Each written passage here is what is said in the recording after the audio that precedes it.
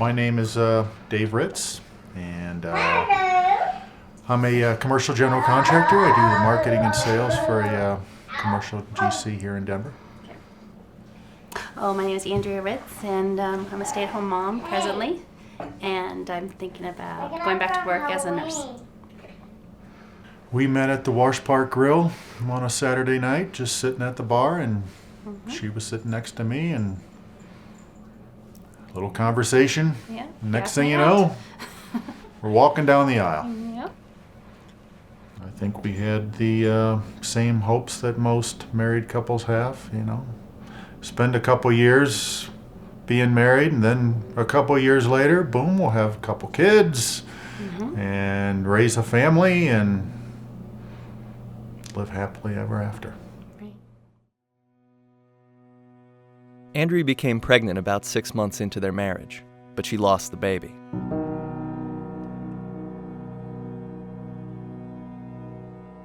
We didn't know it was going to be a precursor to many more events, but at the time, yeah, it was devastating for me. They had many difficulties, including 2 more miscarriages. But with the odds against them, Andrea became pregnant after in vitro fertilization. She gave birth to Chloe Hritz at 31 weeks.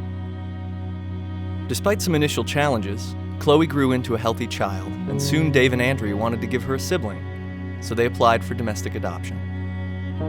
A mother from Fort Collins chose Dave and Andrea to parent her baby, and Peyton Hritz was born 1 week later. We were so happy. We're like, oh, we have our 2 kids, they're healthy, yay, and we're done. Let's go to the doctor and get fixed. And we found out we were pregnant at 7, when Peyton was 7 months old. When Andrea was 20 weeks pregnant, she went in for a routine ultrasound.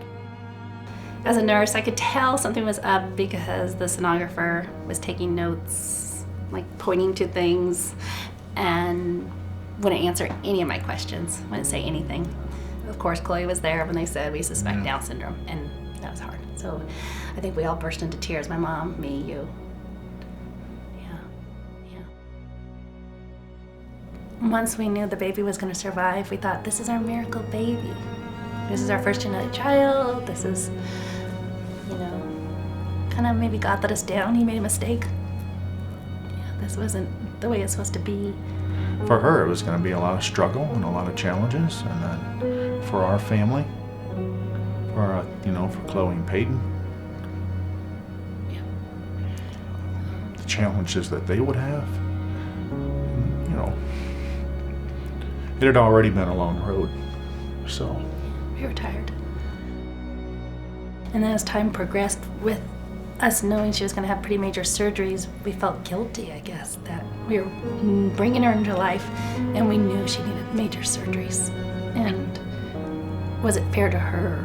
Was it fair to her sisters? Probably little selfish thoughts going on too. Well, our life's going to change. It's going to be too hard. But then during the pregnancy, we would tell family and friends, and they would say, we're so sorry. Or what are you going to do? We got that posed to us twice. And we're like, what do you mean, what are we going to do? What do you mean, what are we going to do? We're going to have a baby, yeah. So, and nobody celebrated for us, really. I can't think of anybody excited for us except the Down Syndrome Society. They sent us books. They sent us a cute little outfit. It touched me so much to get this little girl outfit and a little blanket. I'm like, somebody's happy for us. And it was really exciting. Before Andrea gave birth, she and Dave learned that their daughter had serious complications with her bowels and heart and would need major surgery shortly after birth.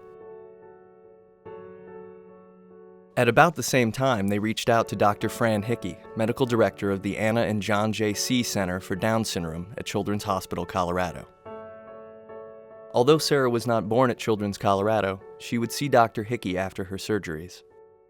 I tend to think that early on, the medical issues tend to cause a lot of stress and issues being a parent. I mean, whoever wants to be in a hospital with their kid. It was easy to see how, the first time you meet Dr. Hickey, how passionate he is about it. Yeah, it was and you'd immediately bond with him because he's been there, and he has a son with Down syndrome. Right. When my son was born, when James was born, I kind of decided, after I looked at the literature for about 6 months and couldn't find much, that I thought, well, this is probably a reason why I do this. I think I was blessed with passion for my family, trying to help people. He said, Dave, it's going to be okay. Yeah. And you knew it was going to be okay because he'd been there. Sarah Hritz was born on September 3rd, 2011. You try to look at her, you're trying to look for the facial features that you know should be there, but I don't see them. And I'm like, she doesn't look like Down syndrome at all. I wanted her to be normal.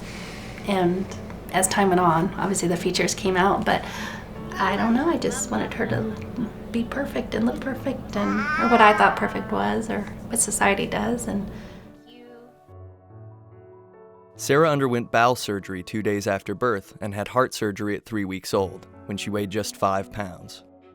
During her 3-month stay in the hospital, she experienced an extraordinary number of setbacks and complications.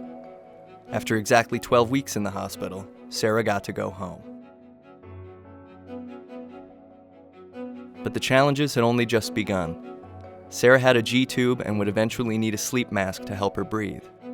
She required complex medical equipment and nonstop care.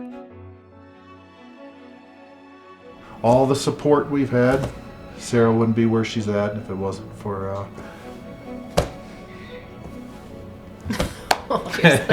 right here. I mean, she has been her biggest,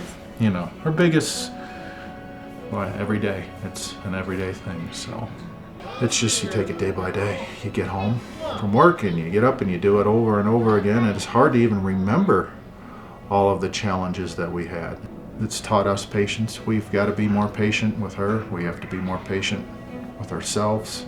And she'll get there. It's just going to take her a little bit longer. Yeah.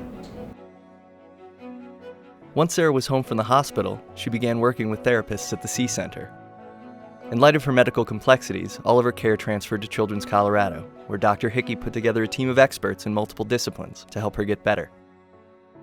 At the C Center, Sarah began working with Pat Winders, a physical therapist. Down syndrome has many facets, and sometimes people don't know the physical issues related to Down syndrome. Yeah, go, go, go, go, go, go, go, go, go. Just with any child as a pediatric physical therapist, your goal is, to have them have a wonderful quality of life and to have a body that supports that quality of life. But because we've done so much together, the kids are then free to do what they want to do with their bodies, but they have a wonderful foundation to do anything. The more they participate, the more people see what their potential is.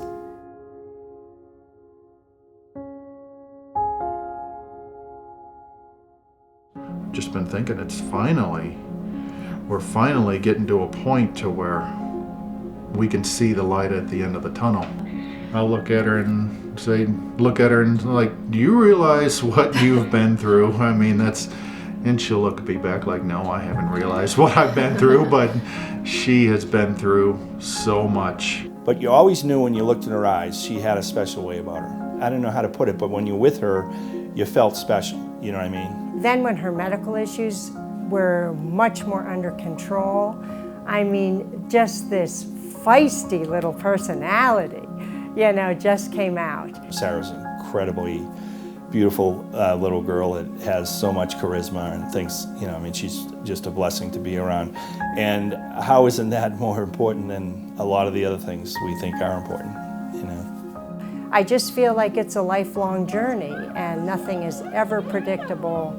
I feel like the medical's pretty much behind us now, so I just feel like now it's just figuring out how to best get her prepared for hopefully an independent life. And what I've seen in my experience is that children with Down syndrome have really done whatever they want to do. I really try to look, when I talk to parents, is look to the future. Our future is totally unbridled. It's not a kid with a disability, it's just a kid, and I think that's the thing. To be honest with you, you ought to be enjoying that kid because that's what I tell parents, like, the other kids aren't going to be that enjoyable, especially when they're like 15, you know what I mean? They're going to drive you nuts. So you should really be enjoyable, you should enjoy them because that's what life's about. I just hope for her to have a full life. I expect her to live on her own. I don't know. I expect to, and if she doesn't, she'll live with us and it'll be fun. We'll go travel the world with her, and I pray for her husband. I think maybe she'll get married. Maybe she will go to college. I have heard of some kids with Down syndrome going to college. And she's smart. Like, I guess it seems weird to say that, but I feel like she's very smart. The things that she's been able to do, the things that she's been able to make connections to, I feel like somewhat trapped. Maybe she's trapped a little bit in this body that is hard to cooperate with her. But we have great expectations for her. She's our baby. She's a blessing. Yeah, she's precious. I always call her the sweetest baby in the world. She's just so sweet, and you know, I don't see our family just wouldn't be the same without her. Just she's wonderful, and no, it's been worth it.